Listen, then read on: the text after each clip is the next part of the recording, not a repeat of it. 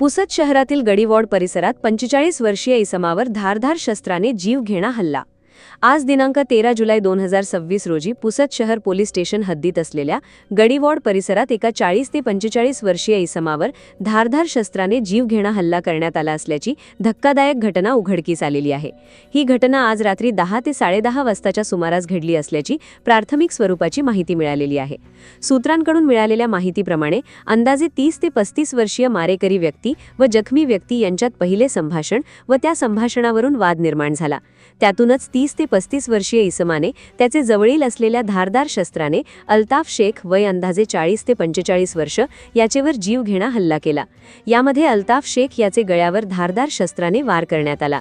या घटनेनंतर उपस्थितांनी जखमी अल्ताफ शेख यास तात्काळ शहर पोलीस स्टेशन व त्या ठिकाणाहून शासकीय उपजिल्हा रुग्णालय पुसद या ठिकाणी उपचाराकरिता नेण्यात आले असून उपचार सुरू आहे। सद्यस्थितीमध्ये घटनास्थळी शहर पोलीस स्टेशन येथील अधिकारी व कर्मचारी गेले असल्याची माहिती मिळालेली आहे। धारदार शस्त्राने जीवघेणा हल्ला का करण्यात आला याचे ठोस कारण अद्याप समजू शकले नाही। लवकरच शहर पोलीस स्टेशन मार्फत मिळालेल्या माहितीनुसार अतिरिक्त माहिती चॅनलच्या माध्यमातून प्रसारित करण्यात येईल।